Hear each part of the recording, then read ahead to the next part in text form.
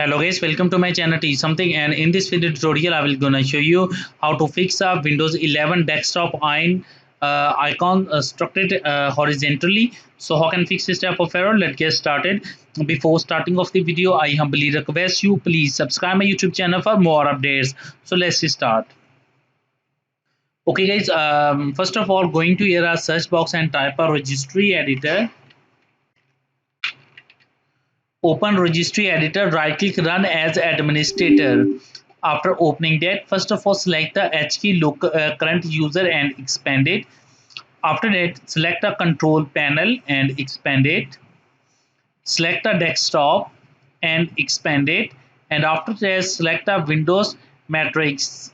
After doing this that, icon spacing, select the icon spacing and open it, and make sure that set a value data is 1124.